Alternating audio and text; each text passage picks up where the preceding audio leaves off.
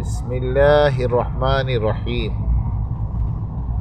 مسائل کا سلسلہ نمبر 9، مسافر کی نماز کے مسائل۔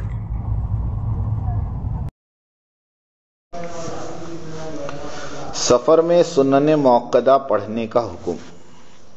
مسافر اگر کسی جگہ اطمینان کے ساتھ مقیم ہو اور اسے سفر کی جلدی نہ ہو تو بہتر یہی ہے کہ فرائض کے ساتھ سنن موقدہ بھی ادا کرے، اور اگر اطمینان کی کیفیت نہ ہو اور سفر کی جلدی ہو تو ایسی صورت میں سنن موقدہ ترک کر دینے میں کوئی حرج نہیں۔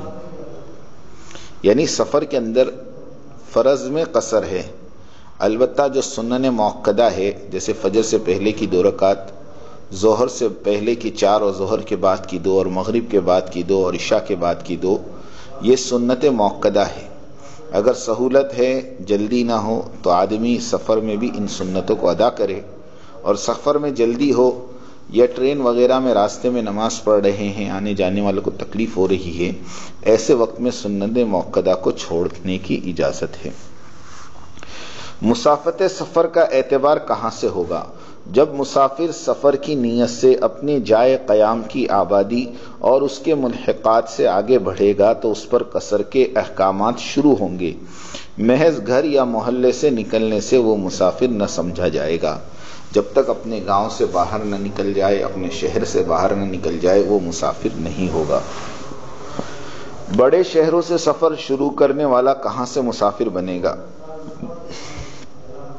بڑے شہر جن کی آبادیاں میلوں تک پھیلی ہوئی ہیں، تو جو شخص سفر شروع کرے تو وہ اس وقت سے مسافر شمار ہوگا جبکہ اس شہر کی عرفی اور حکومتی حدود سے باہر نکل آئے، اگرچہ آبادی کا اتصال ختم نہ ہو۔ مثلا دلی سے غازی آباد کی طرف سفر کرنے والا جب ضلع غازی آباد کی حدود میں داخل ہوگا اسی وقت سے مسافر سمجھا جائے گا، حالانکہ دلی اور غازی آباد کی آبادیاں متصل ہو چکی ہیں۔ یہی حال دوسری جانب لونی، نوئیڈا اور فرید آباد وغیرہ کا ہے۔ یعنی حکومتی اعتبار سے ہم اپنی گاؤں کی پنچایت سے باہر نکل گئے یا اپنے شہر کی جو نگر پالیکا کی حدود ہوتی ہے اس سے اگر ہم باہر نکل گئے تو بس ہم مسافر شمار ہوں گے، بشرط یہ کہ ہمارا ارادہ 77 کلومیٹر دور جانے کا ہو۔ اسٹیشن، ایئرپورٹ اور بندرگاہ وغیرہ پر قصر کا حکم۔ آبادی سے ملحق اسٹیشن، بس اسٹینڈ، ایئرپورٹ اور بندرگاہ سب شہر ہی کے حکم میں ہیں، لہٰذا وہاں سے سفر شروع کرنے والا یا واپس آنے والا ان جگہوں پر قصر نہیں کرے گا۔ لیکن اگر یہ جگہیں آبادی سے فاصلے پر ہوں، جیسا کہ آج کل بعض شہروں کے ایئرپورٹ آبادی سے کافی دور واقع ہوتے ہیں، تو پھر آدمی شہر کی حد سے باہر نکلتے ہی مسافر بن جائے گا اور ایئرپورٹ وغیرہ پر قصر کرے گا۔ بہرحال اسٹیشن، ایئرپورٹ اگر بستی میں ہیں، محلے کی حد میں ہیں، شہر کی حدود کے اندر ہیں، تب تو وہ شہر کے حدود کے اندر ہونے کی وجہ سے ایئرپورٹ پر اور اسٹیشن پر مسافر نہیں ہوگا، لیکن اگر شہر سے دور ایئرپورٹ ہے تو وہ ایئرپورٹ پر پہنچتے ہی مسافر ہو جائے گا، بلکہ شہر کی حد سے باہر نکلتے ہی وہ مسافر بن جائے گا۔ مسافر بننے کے لیے سفر کے ساتھ نیت سفر بھی لازم ہے۔ شرعی طور پر مسافر وہی شخص قرار دیا جائے گا جو سفر شرعی یعنی 77 کلومیٹر کی نیت سے سفر کا آغاز کرے۔ بلا نیت سفر کرنے والے پر مسافر شرعی کا اطلاق نہ ہوگا۔ اگر ایک آدمی کی اتنے لمبے جانے کی نیت نہیں ہے تو وہ مسافر بھی نہیں ہوگا۔ جس راستے سے سفر کرے اسی کی مسافت کا اعتبار ہے۔ اگر کسی جگہ کی مسافت راستوں کے اعتبار سے الگ الگ ہے، مثلا ٹرین کے راستے سے مسافت سفر زیادہ ہے اور سڑک کے راستے سے کم ہے، تو مسافر جس راستے کو اختیار کرے گا اسی کا اعتبار ہوگا۔ اگر مسافت سفر والے راستے سے سفر کیا تو مسافر ہو جائے گا، اور اگر دوسرے راستے سے سفر کیا تو مسافر نہیں ہوگا۔ مثال کے طور پر اگر آپ ٹرین سے جاتے ہیں تو جس شہر آپ جا رہے ہیں وہ شہر 80 کلومیٹر میں ہے تو وہاں سے تو آپ مسافر ہو جاؤ گے، لیکن سڑک کے راستے سے ایک شارٹ کٹ راستہ ہے جو آپ کو صرف 60 کلومیٹر کے اندر اندر اس گاؤں میں پہنچا دیتا ہے، تو اب یہ دیکھا جائے گا کہ آپ کون سا راستہ اختیار کرتے ہیں۔